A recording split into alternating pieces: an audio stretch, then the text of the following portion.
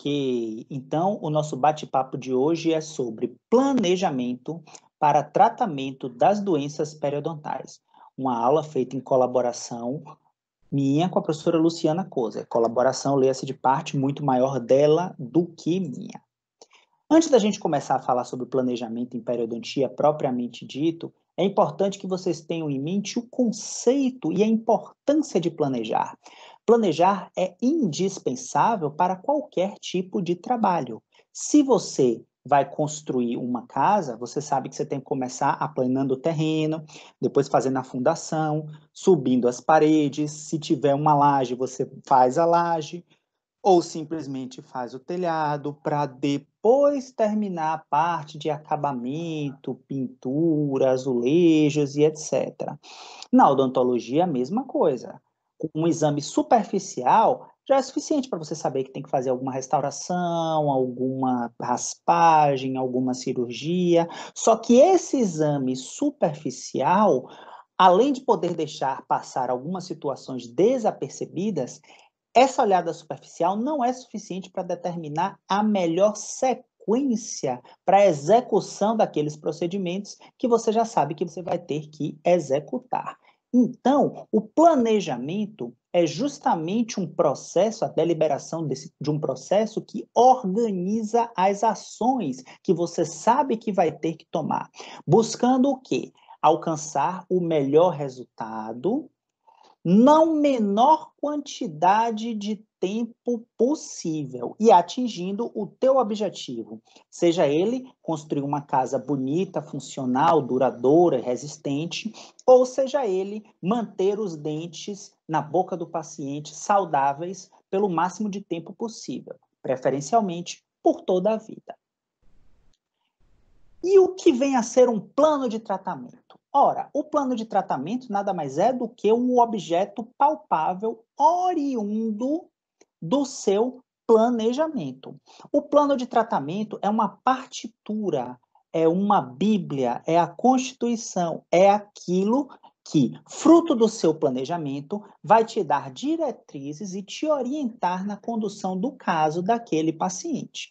Vale muito a pena investir tempo fazendo o plano de tratamento, não só porque a partir dele que você vai extrair os melhores resultados, como também a partir dele é que você vai conseguir realizar todos os procedimentos no menor custo e no menor espaço de tempo possível. Então, você gasta o tempo que for necessário para elaborar esse plano de tratamento e nas sessões seguintes, consulta a consulta, você não precisa repensar o que você vai fazer. Você não precisa tomar novas decisões a cada consulta, porque as decisões foram tomadas lá atrás. Óbvio, contratempos podem sempre acontecer e o plano de tratamento pode e deve sofrer ajustes sempre que necessário. Mas boa parte do pensamento, boa parte da arquitetura da execução de tratamento já foi feita lá atrás. Não é preciso gastar tempo novamente com isso.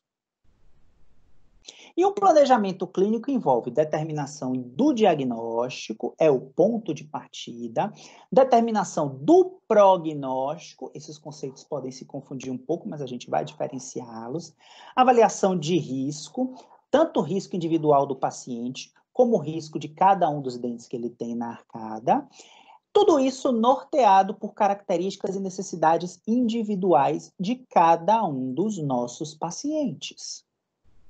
Lembrando que nós não devemos jamais esquecer, nunca, as etapas da terapia periodontal, que vem a ser exatamente a etapa curativa, digamos assim, de terapia associada à causa, etapa corretiva, ou de redução dos danos, eminentemente cirúrgica, e etapa de manutenção ou terapia periodontal de suporte. Quando a gente fala em cirurgia, a gente lembra que tem dois tipos de cirurgia, tá?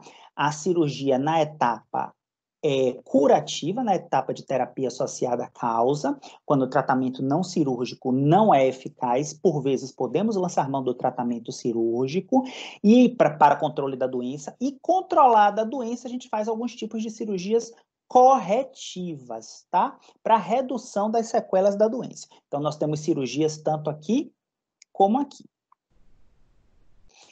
E qual o conceito de diagnóstico? Diagnóstico é você tomar absoluto conhecimento da condição clínica de um paciente, da doença ou das doenças que ele vem a trazer ao nosso consultório.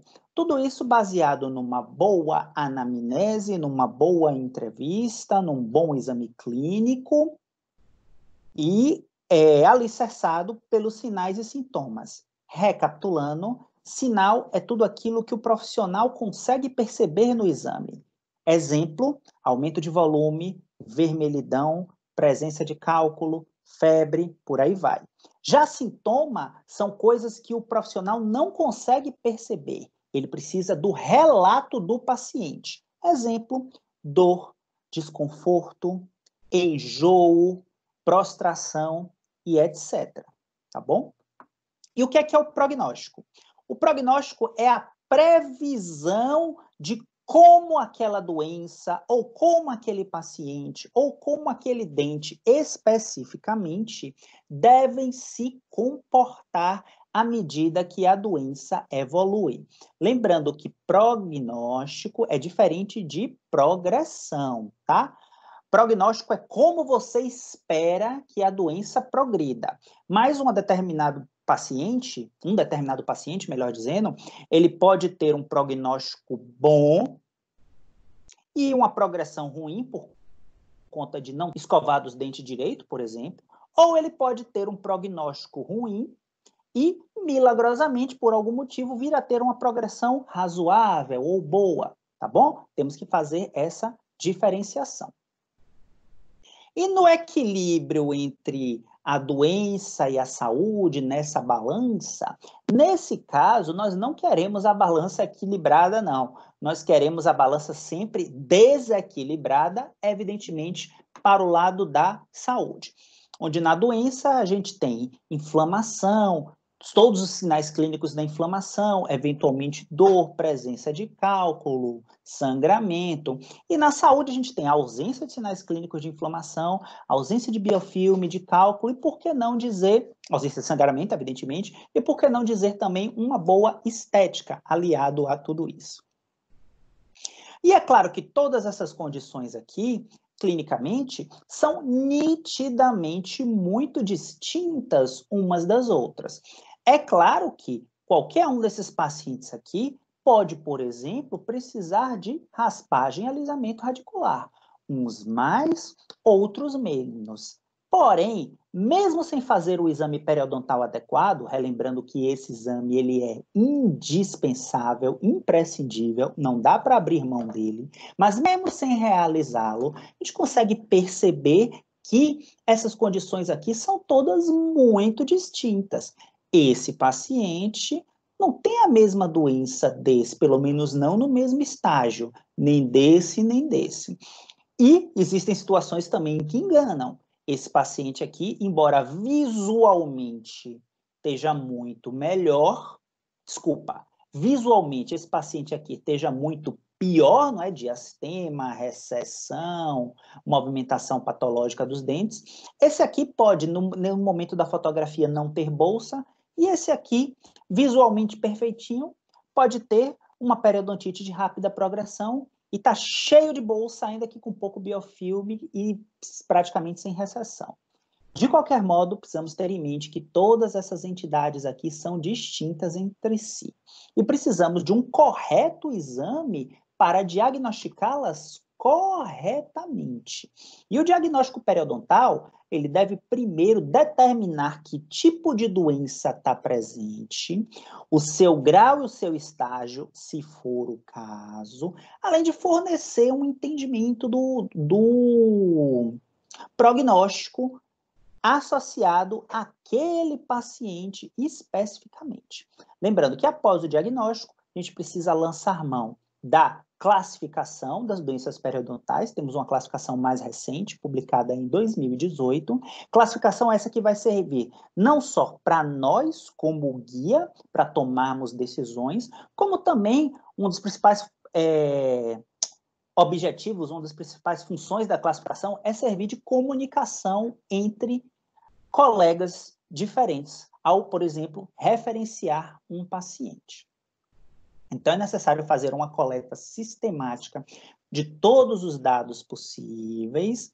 Com base na coleta desses dados e na sua capacidade de raciocínio e dedução, analisar tudo, juntamente com exames complementares, cruzando exames clínicos com exames complementares, até o correto fechamento do diagnóstico.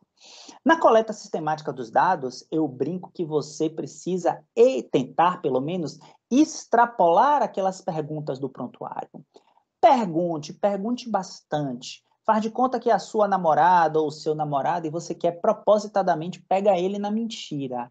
Valem, questione, pergunte. Mesmo informações que o seu paciente pode não achar relevante, ou que você pode não achar relevante, em algum momento ela pode ser de grande valia. Tem casos que são muito óbvios. Fez o exame periodontal, fechou o diagnóstico, bom prognóstico, executa a raspagem, um mês depois o paciente está pronto. Saiu do estado de doença para o estado de saúde. Mas tem casos que são bastante desafiadores e são, inclusive, multidisciplinares. Tem casos endopério, tem casos perioprótese, tem casos que envolvem DTM, tem casos que envolvem condições não odontogênicas, como, por exemplo, neuralgia do trigêmeo. Existem uma infinidade de casos. Para isso, é muito importante que a gente abuse realmente da coleta de dados, pergunte tudo que vier na cabeça que você achar que é relevante para te ajudar a fechar o diagnóstico e juntar tudo isso com o seu conhecimento, com o seu raciocínio, o seu poder de cruzar dados mentalmente, seu poder de dedução.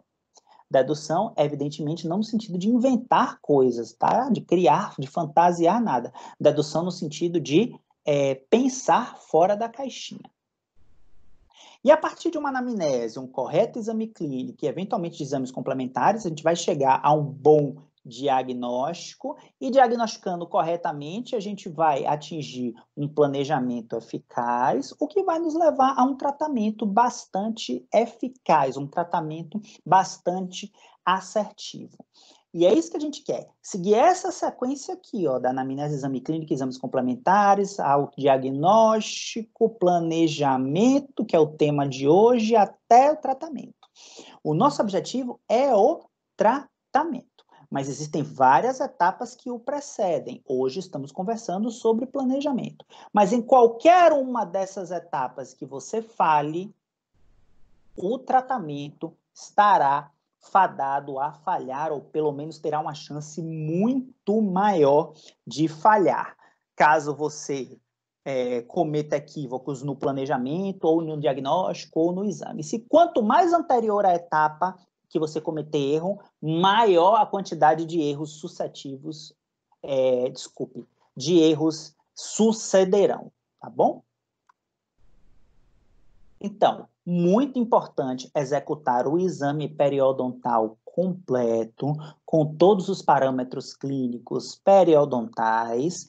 É chato, Na faculdade vocês não têm escolha, quem está na graduação não tem escolha, é obrigatório, nós não abrimos mão disso. Agora, eu gostaria muito que todos vocês, ao se graduarem, no caso de a maioria de vocês ainda está... Não. No caso, eu quero que vocês, ao se graduarem, pode ser que eventualmente algum profissional volte e assista esse vídeo, não negligencie a sondagem.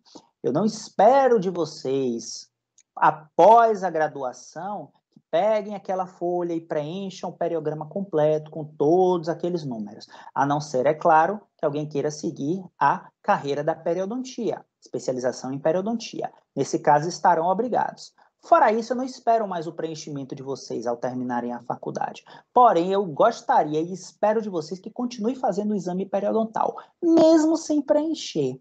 A maioria dos pacientes pode não ter alteração periodontal nenhuma, mas ao detectar uma alteração periodontal, parabéns, você é um clínico geral diferenciado, que detectou uma bolsa periodontal, onde a maioria dos clínicos não detectaria, e aí fica a opção sua: conduzir o tratamento periodontal daquele paciente ou simplesmente encaminhar para um especialista, caso assim o deseje. Deixa eu só ver se alguém respondeu aqui no bendito do grupo dos líderes. Não. É quase um complô.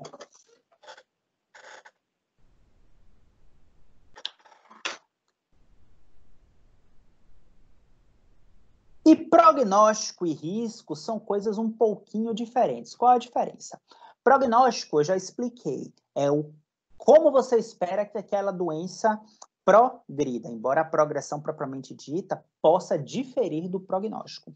E risco é a probabilidade de uma pessoa vir a desenvolver uma determinada doença. No caso de doenças periodontais, o risco vai envolver a chance da doença se reativar, do paciente voltar a ter doença ativa, já que periodontite não tem cura, tá? Só tem tratamento e controle. E o risco é a chance de uma doença que estava controlada voltar a provocar perda progressiva dos tecidos de suporte. E o risco vai estar diretamente relacionada com o intervalo de rechamada, ou seja, o intervalo de tempo com o qual o paciente tem que retornar ao nosso consultório. E o prognóstico depende de algumas coisas. No caso de doença gengival, propriamente dita, é uma doença iminentemente inflamatória. E ela vai depender de alguns fatores. Primeiro, precisamos nos questionar: é uma patologia única? E nesse momento é necessário que você esgote todas as possibilidades. Novamente, faz de conta que você quer pegar uma pessoa na mentira. Esgote todas as possibilidades. Usa alguma medicação, tem alguma doença de base, tem algum antecedente familiar, tem histórico de diabetes na família, você já fez exame de sangue recentemente, você já é um senhor, já tem uns 40 e poucos anos, nunca fez um exame de sangue, vamos pedir um. Utiliza anticoncepcional, tá gestante, tem certeza, e aí com muito jeito. A sua menstruação é regular, usa anticoncepcional, quando foi a última vez que você menstruou, com certeza absoluta, você não está grávida, com muito jeito essa última parte. Usa alguma medicação, tem alguma doença, extrapole, use e abuse nas perguntas. Descartou todo e qualquer tipo de envolvimento sistêmico, é uma patologia única, exemplo, gengivite associada ao biofilme, associada exclusivamente ao biofilme. Temos que remover esses fatores locais irritantes, biofilme, fator etiológico primário, e todos os outros fatores são secundários, atuam como fatores retentivos, desde cálculos até próteses desadaptadas e restaurações com sobrecontorno. Feito isso, o prognóstico é bastante favorável. Entretanto, se você detectar alguma causa sistêmica associada, um diabetes, eventualmente algum fator de estresse ou utilização de alguma medicação que você não pode suspender, que o paciente não pode suspender, que o médico não pode suspender, aí o prognóstico vai depender do controle desse fator sistêmico. Na melhora do diabetes, na melhora do estresse, no controle da diabetes ou eventualmente no ajuste de dose ou substituição de alguma eventual medicação que o paciente esteja fazendo uso. E no prognóstico, de uma maneira geral, precisamos ter em mente o tipo de periodontite e a severidade ou a gravidade da periodontite.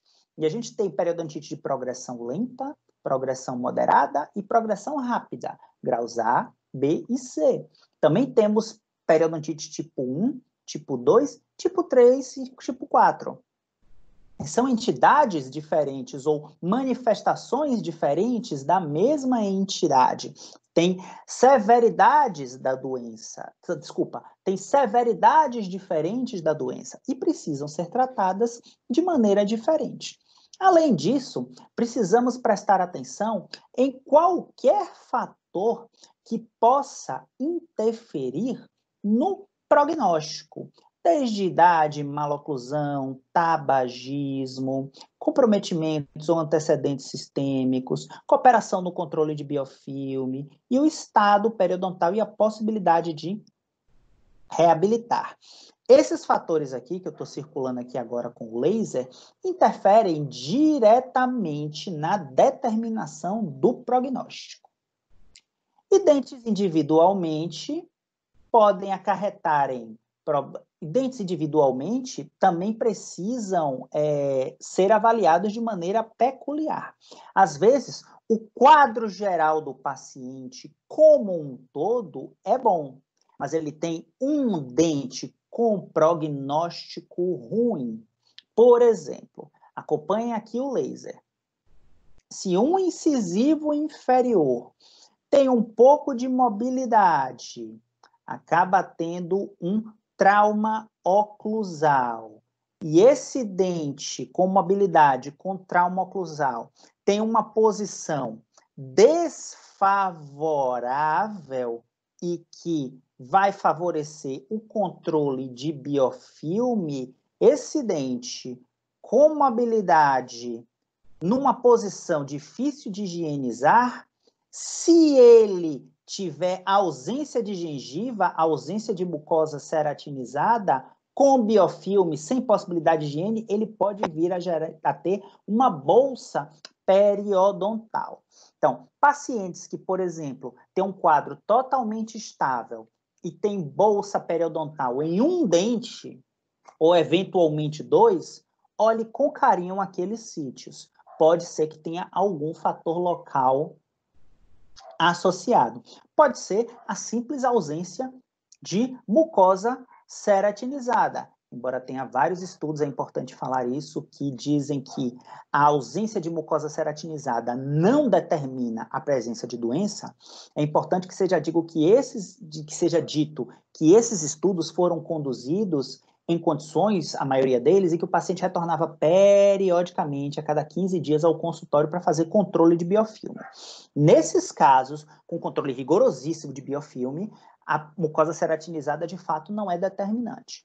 Porém, a maioria dos nossos pacientes não tem controles na vida real, não tem controles de biofilme profissionais quinzenalmente. Então, nesses casos, na vida real, a presença de mucosa ceratinizada torna-se, de fato, importante. Bom? E o Carranza nos traz algumas sugestões para fazer essa determinação do prognóstico. Ele é excelente quando, dentro daqueles fatores que eu citei, ele não tem nenhum daqueles fatores, sem perda óssea, gengiva saudável, paciente cooperativo. Pronto, prognóstico excelente. Ele é bom se você tiver um ou mais daqueles fatores que eu citei no slide anterior, há 2 slides atrás, tem alguma perda óssea, mas o suporte ósseo remanescente ainda é adequado, ou melhor, pode vir a ter alguma perda óssea ou não, e caso tenha, o suporte remanescente ainda é adequado, com possibilidade de controle de biofilme, dos fatores etiológicos, de outros fatores etiológicos secundários, e de estabelecer uma boa oclusão e o paciente cooperando no controle de biofilme. Prognóstico piora um pouquinho, deixa de ser bom e passa a ser satisfatório quando ele perde o suporte remanescente. Deixa eu só ver aqui, Carmen. Diga, Carmencita. Eu estou dando aula para as paredes, inclusive. Estou gravando a aula para as paredes. É no que está no nosso mural. É o que está na minha agenda. No calendário, eu falei, me expressei mal. É o que está no calendário. Estou dando aula para as paredes. Estou gravando a aula para as paredes. Beijo, tchau.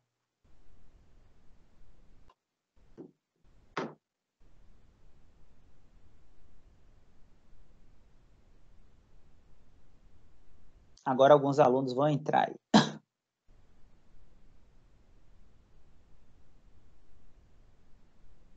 Então, ele piora um pouquinho, ele deixa de ser bom e passa a ser satisfatório quando ele tem um ou mais daqueles fatores citados, mas o suporte ósseo remanescente passa a não ser mais tão adequado assim, ele já perdeu um pouquinho mais de osso.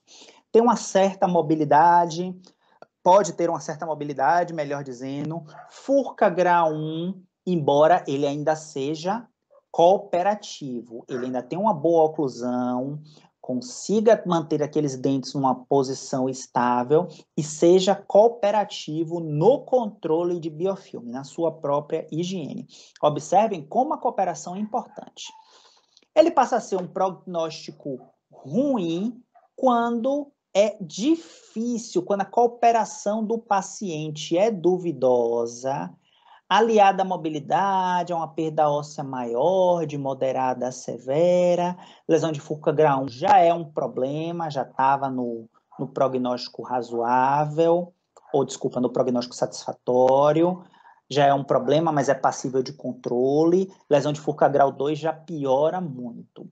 Se tiver outras áreas difíceis de higienizar, como, por exemplo, dentes apinhados, aí o prognóstico passa a ser ruim. Ele é questionável quando, além de ter alguns daqueles fatores, uma perda óssea muito avançada, mobilidade em vários dentes, Furca grau 2 já era um problema, mas passar a ter muita Furca grau 3 e áreas inacessíveis, somadas a uma falta de cooperação do paciente, aí o prognóstico é questionável. E é irrecuperável naquele paciente que chegou tarde demais. Ele chegou já a primeira vez para fazer tratamento periodontal com 60 anos de idade, perdeu só alguns dentes, mas os remanescentes todos têm uma mobilidade grau 3, perda óssea severa, osso na região apical, por aí vai, tá? E o prognóstico, ele pode ser oferecido em caráter provisório. O que é isso? Você determina um prognóstico no momento do exame, ele pode ser bom, ruim, questionável, satisfatório, e aí você diz para o paciente, ó, o prognóstico aqui é ruim, eu acho que tem alguns dentes aí que você vai perder, eu vou fazer o possível para a gente manter um tempo. Aí, de repente, você tinha condenado 5 dentes e acaba extraindo só 2. 3 dentes respondem bem ao tratamento. Isso significa oferecer um prognóstico provisório. Olá, Carmen. Oi, Jorge. Os meninos estão em outra sala. Eu vou tentar jogar aqui para eles para cá, viu? Continue aí. Tá. E quem foi que se enganou? Eu ou eles? É porque tem, na verdade, 2 encontros marcados aqui. Tem 2. Então Puta eles estão. merda. Mas continue aí que eu vou ver se eu trago para cá. Tá bom.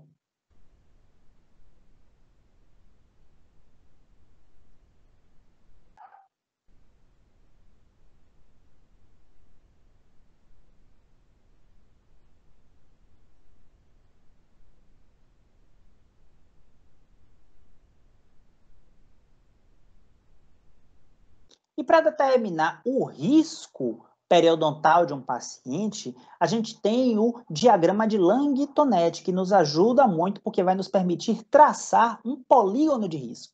Como é que ele funciona? Ele tem 6 vetores aqui, como vocês podem ver, sangramento à sondagem, sítios com profundidade de sondagem maiores do que 5 milímetros, perda dentária, relação de perda óssea com a idade, fatores sistêmicos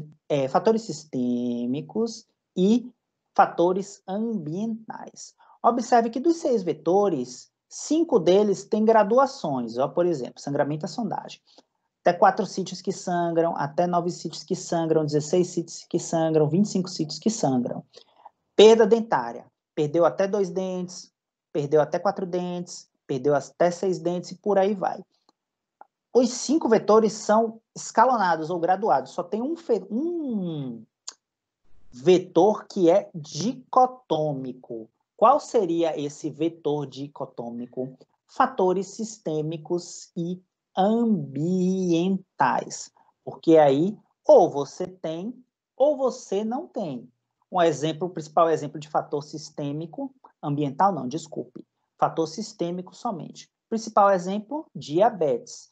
Você não pode ter diabetes mais ou menos. Diabetes ou você tem ou você não tem. Você não pode ter diabetes mais ou menos. E eu não citei aqui environments, que é ambientais, é o que? Tabagismo, tá bom? Não fumante, fuma menos do que 10 cigarros por dia, ou não fumante, fumante ocasional, menos do que 10 cigarros, até 10 a 20 e mais do que 20 cigarros por dia. E através da observância desse polígono de risco, desse diagrama, que mais parece uma teia de aranha, a gente vai poder classificar o nosso paciente em baixo risco, risco moderado ou alto risco. Quem é o baixo risco? Uma coisa que eu não falei no diagrama. Observem que a gente tem aqui, dentro dessa teia de aranha, tem um hexágonozinho menor aqui, onde eu estou passando o laser agora. Ó, um hexágonozinho menor, onde eu estou passando o laser agora.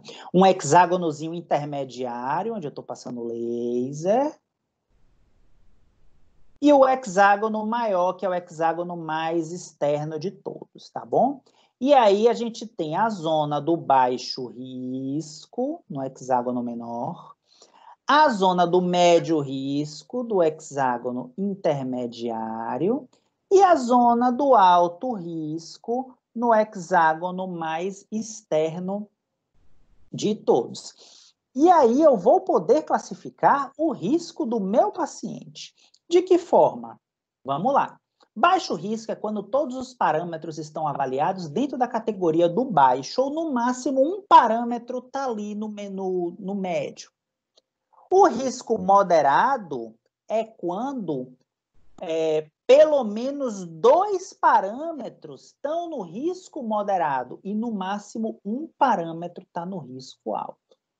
E o risco alto é quando você tem 2 ou mais dos vetores, 2 ou mais dos parâmetros na área do alto risco.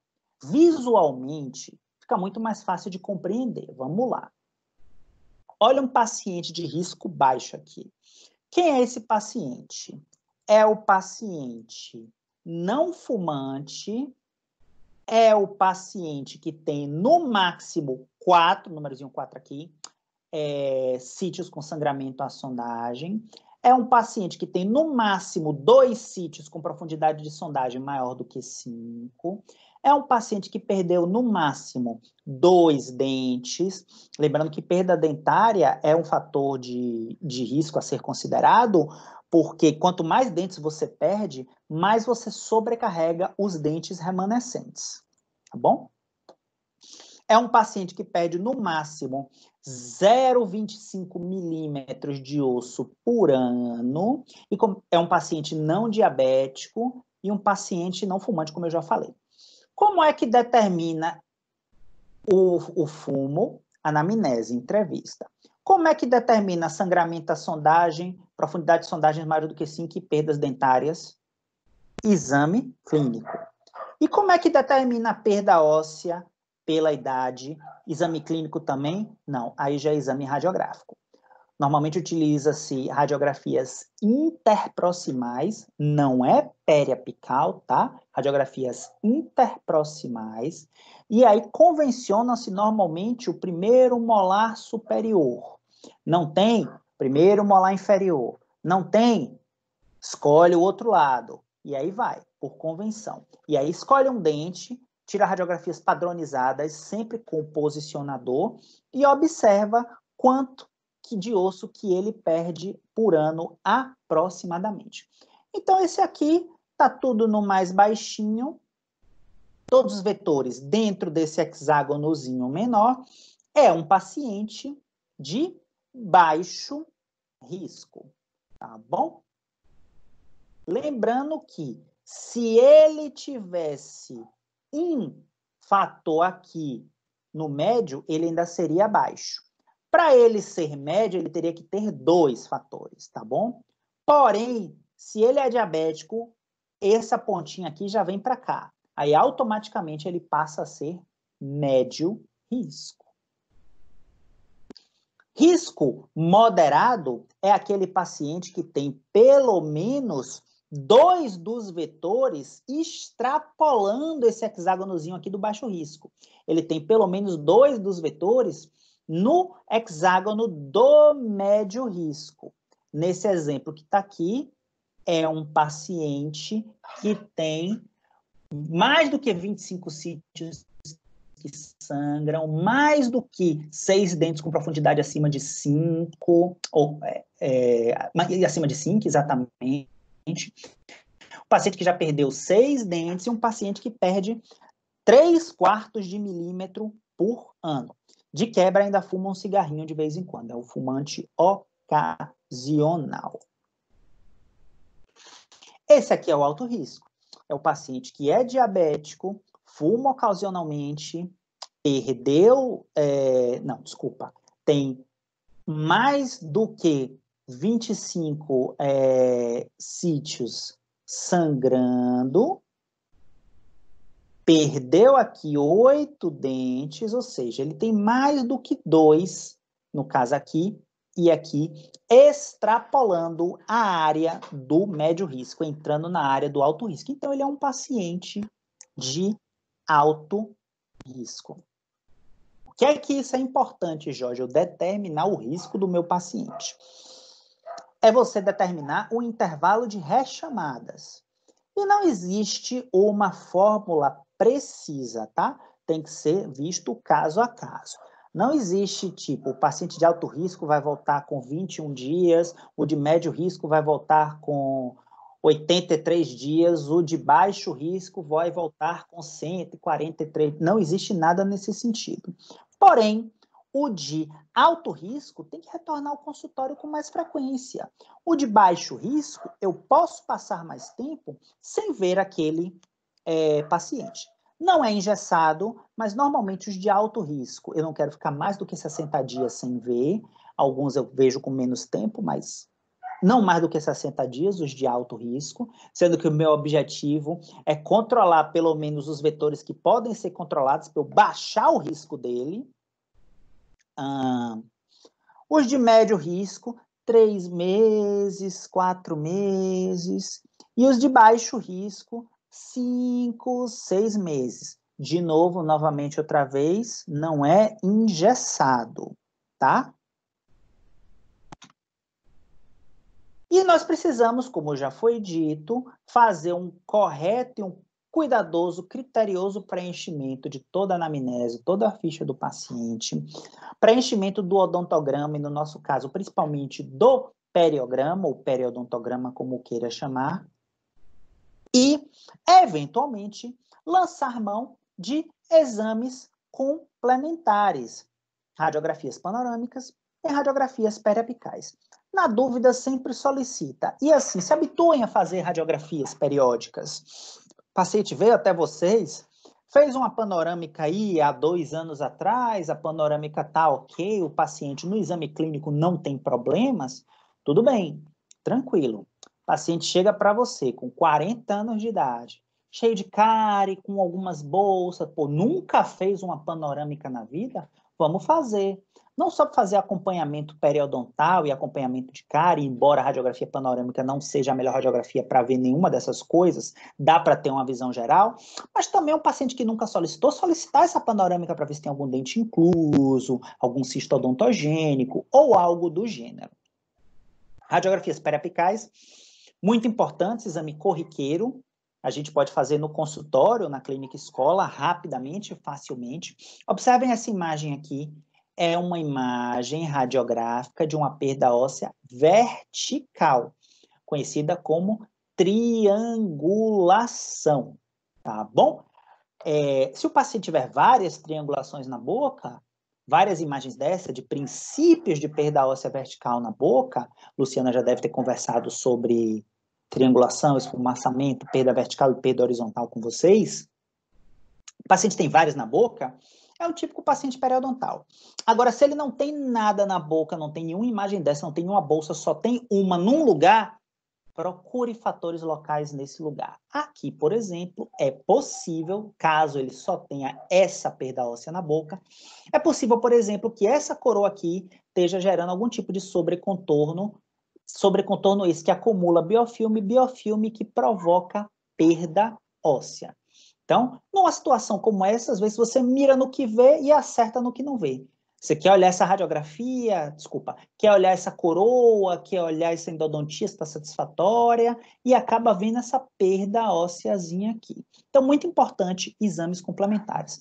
E lembre-se, paciente que só tem uma perda óssea na boca, pode não ser nada, pode ser uma doença periodontal que está começando, pode não ser nada, vírgula, precisa ser tratada, pode não ser nada além de uma periodontite que está começando.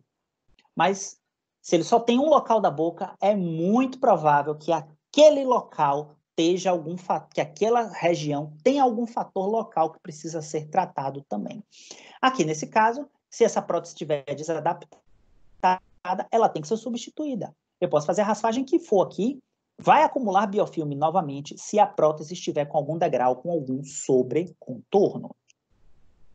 Feita toda a coleta dos dados, feito tudo que eu preciso de exame clínico, de entrevista leia-se anamnese, e exames complementares, agora eu vou planejar.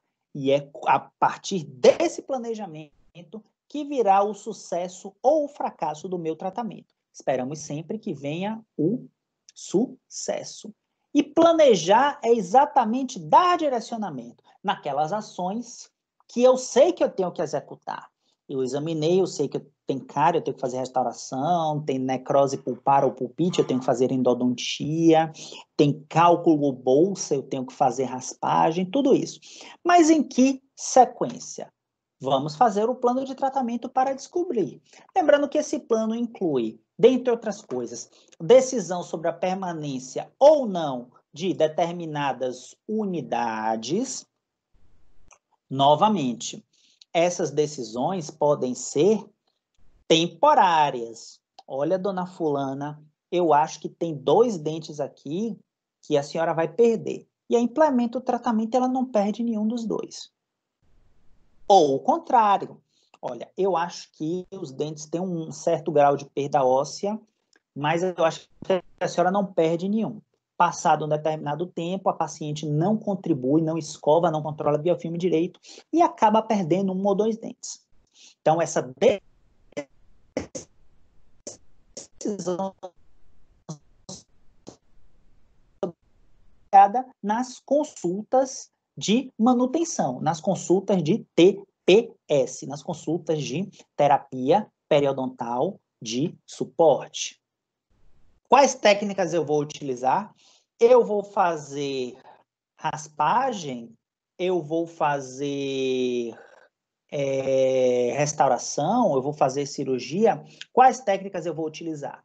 Tudo isso é determinado no plano de tratamento. Procedimentos cirúrgicos, não cirúrgicos e complementares, restaurações e maloclusão. Eventualmente, uma maloclusão por conta de um dente que vestibularizou ou lingualizou, não é uma regra, não é para todos os casos. Às vezes não tem jeito, às vezes a gente tem que extrair ou fazer ortodontia, mas pequenos casos a gente pode fazer uma correção com um ajuste oclusal, com um pequeno desgaste. Óbvio, se para ajustar o dente X ou Y, o desgaste dentário precisar ser muito grande, tem que avaliar se realmente vale a pena, ou se é melhor intervir com ortodontia mesmo. E a prioridade é sempre iniciar o tratamento após o estabelecimento do plano de tratamento, exceto nos casos de urgência e emergência. Chegou com dor, você não vai fazer o exame completo, um periograma completo, um odontograma completo, radiografias para intervir na dor daquele paciente na semana que vem. Não, eu vou buscar logo, identificar a causa daquela dor e intervir naquela dor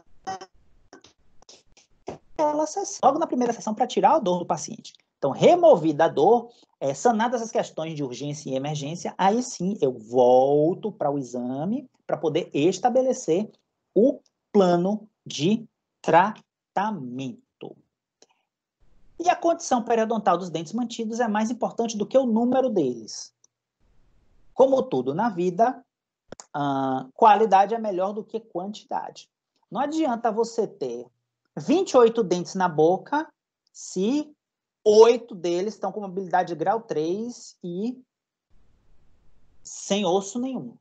É melhor que você tenha 20 bons, com bom suporte, e esses 8 perdidos você tente reabilitar com algum tipo de prótese, boca suportada, implanta suportada, seja lá o que for. E é importante ser parte integrante de um tratamento global. Hoje estamos discutindo planejamento em periodontia, mas o planejamento envolve todas as etapas: prótese, oclusão, dor, endodentística, e por que não dizer estética, sim, estética, embora estética normalmente seja a última coisa, por que não envolver também estética? Nossos pacientes querem também estética. E mesmo que você não execute essas etapas, é importante colocá-las no planejamento. Eu não faço canal, eu não faço prótese, eu não faço botox, eu não faço cirurgia, eu não faço pério, sei lá, eu vou fazer até aqui e daqui para frente eu vou encaminhar. Ou na faculdade, essa disciplina não faz isso, vai para a disciplina tal, depois o senhor, a senhora volta, se não der tempo volta, semestre que vem. Tem que incluir todas as etapas. Importante ter precauções especiais durante o tratamento. E quais são as fases desse planejamento? Primeiro de tudo, temos a fase preliminar, é uma fase emergencial, né? O paciente chegou para você com dor, com um desconforto muito grande, você tem que sanar.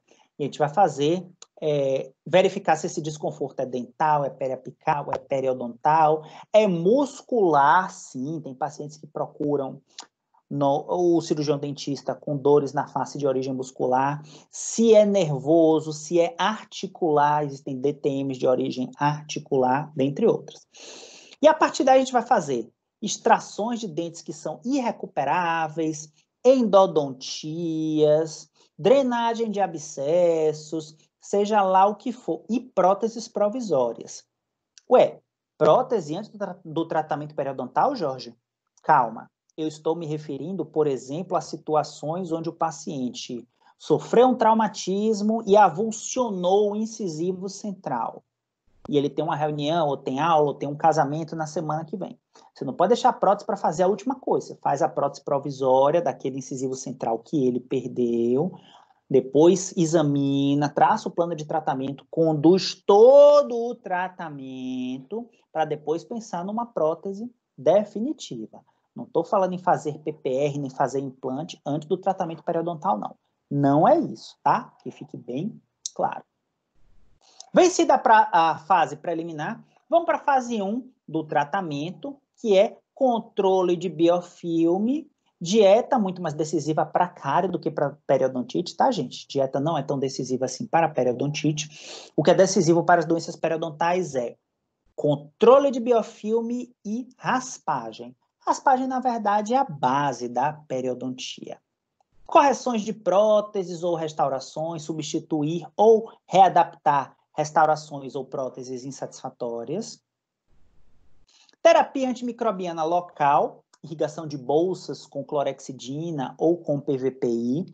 Eu uso muito terapia fotodinâmica, que é uma terapia antimicrobiana local, que você coloca uma substância, um fotoativador, azul de metilino, azul de toluidina, violeta de genciane, dentre outros, e uma fonte de luz, normalmente um laser vermelho, 660 nanômetros, ou próximo disso, e aquela bolsa prévia com fotoativador.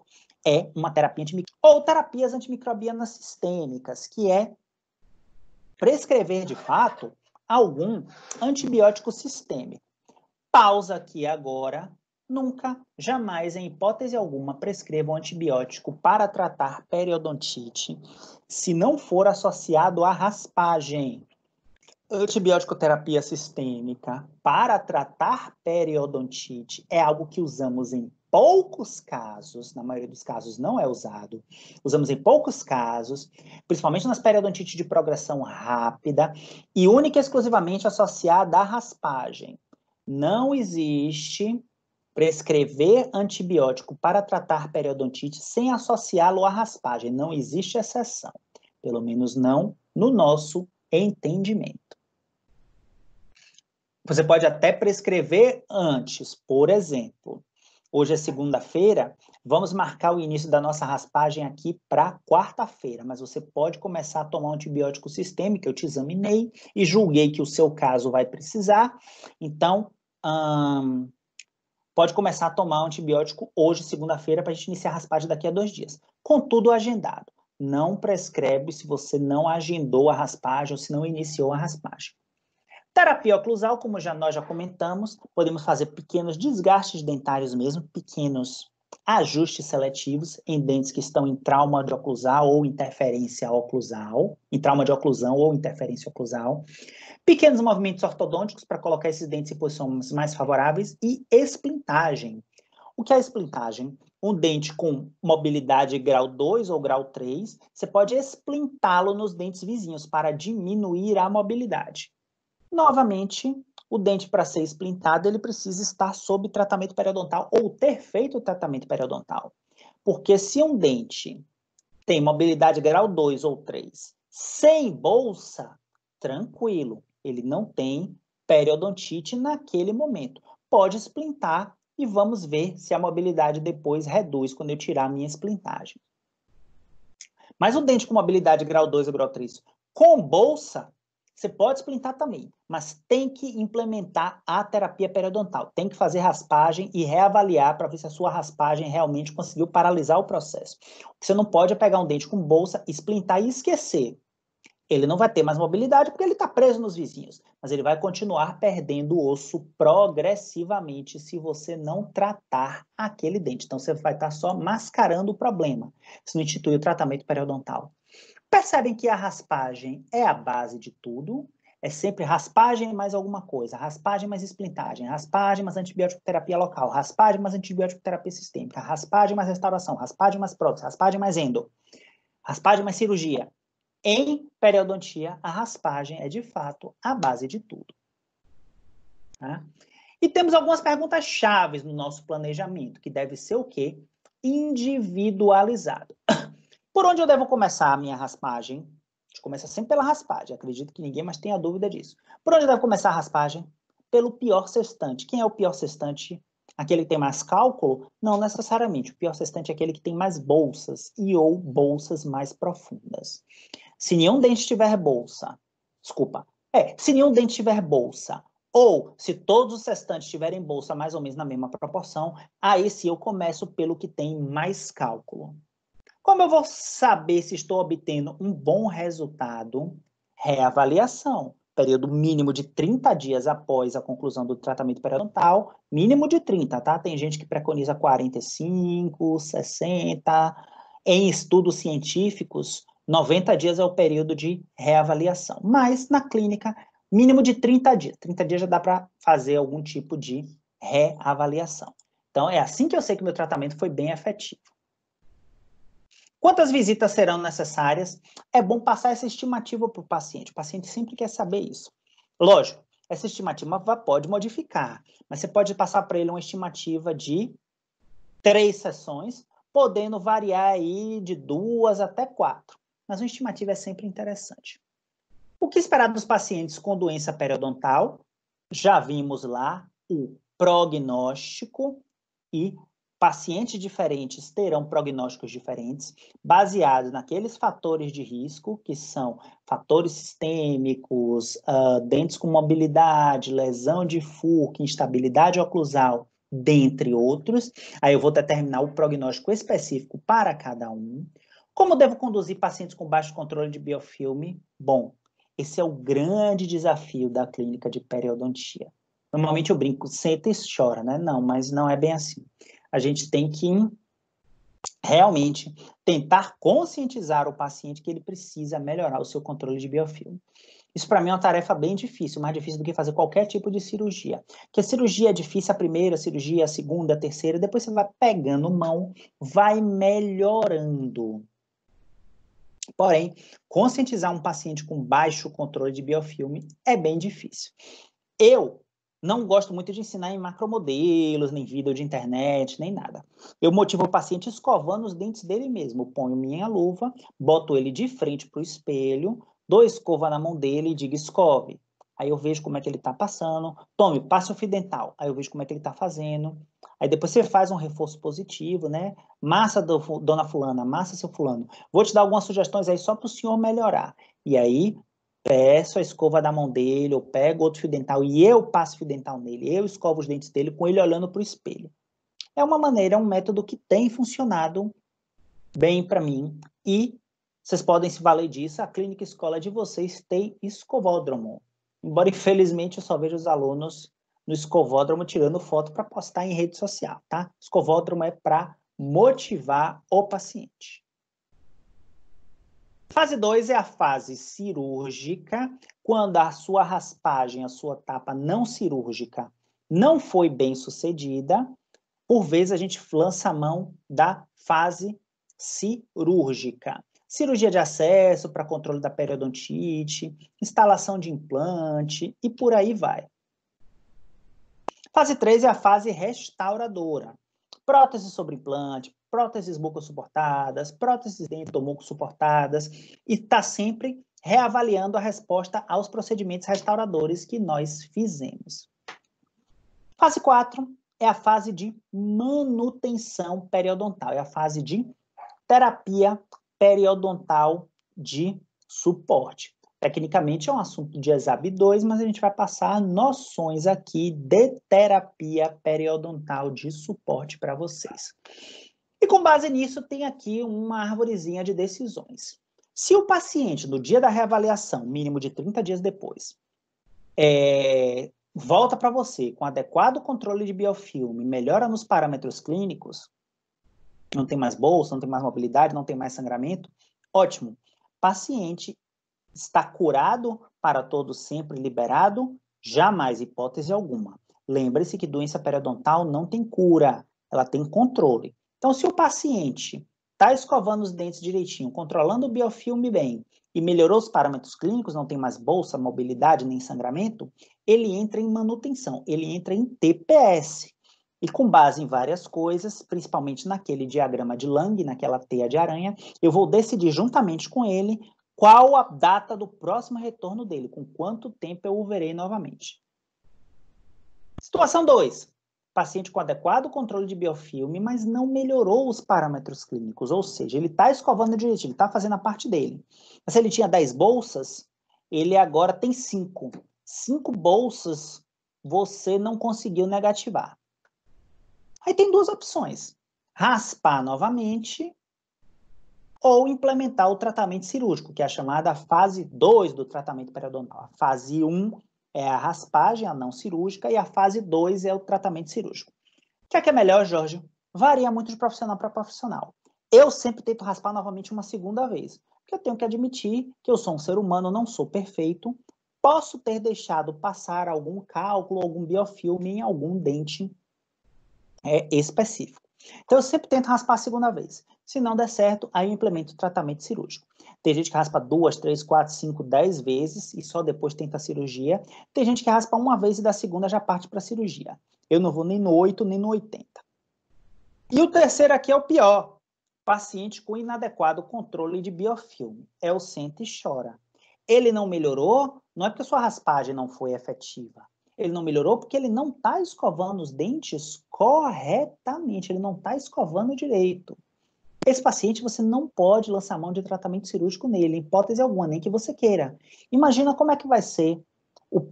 Ele já não escova.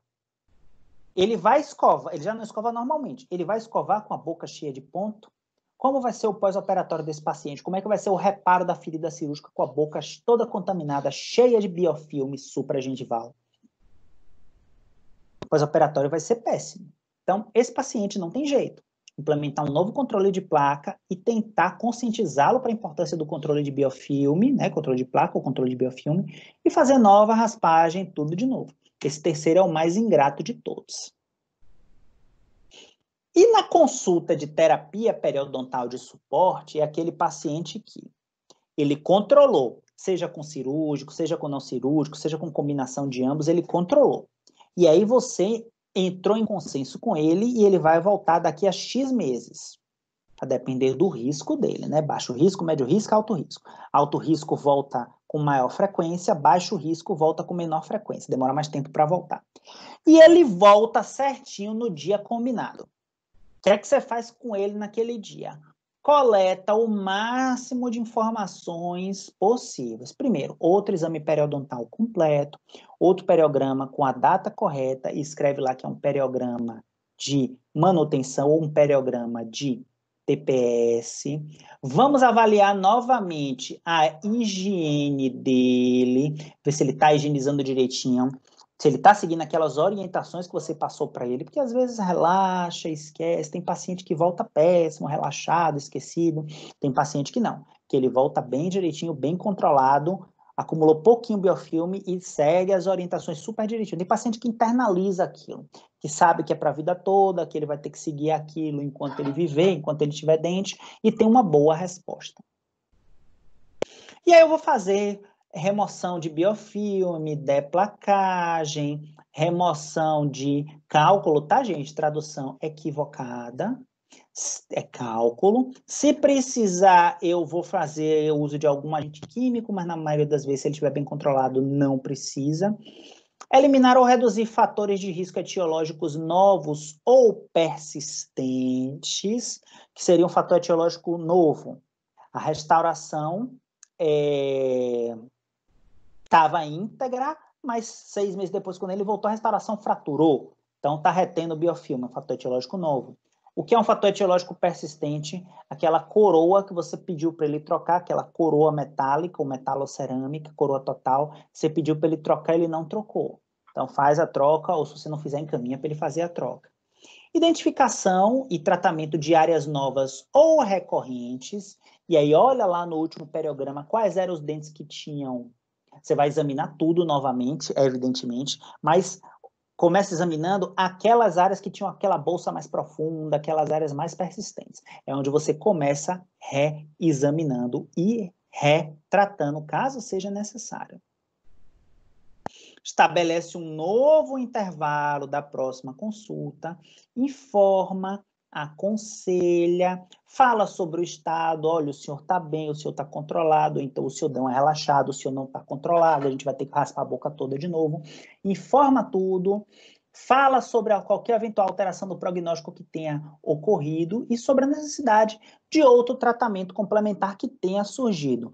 Não tinha uma restauração para fazer, agora tem. A prótese estava boa, agora a prótese desadaptou. Essas coisas. Na etapa de TPS, importante também é avaliar a cooperação do paciente, como eu já falei, se ele está higienizando ou não, a resposta ao tratamento. O paciente, quando entrou em TPS, ele estava sem bolsa. Agora ele continua sem bolsa, ele estava sem sangramento, ou estava, desculpa, com sangramento abaixo de 10%. Ele agora continua com sangramento abaixo de 10% e avalia a estratégia terapêutica que você fez, se surtiu efeito. O que é que a gente espera na consulta de TPS? O índice de placa menor do que 20%, profundidade de sondagem reduzida, se possível, todas elas de 3, né? Alguma ou outra até 4 é aceitável, até a nova classificação prevê isso. Um paciente com periodonto reduzido pós-periodontite, profundidade de sondagem de 4 não é o ideal, mas é aceitável. O problema, até naquele diagrama de risco da teia de aranha, é acima de 5. Verificar sangramento, sondagem, ver se tem alguma cor avermelhada, alguma textura alterada, a gengiva está demasiada, tem alguma coisa que me leva a crer que ali tem alguma inflamação. O importante é que eu tenha revertido tudo isso, é o que eu espero. E aí explicar para o paciente. E nessas horas a gente tem que parar de falar dentistês.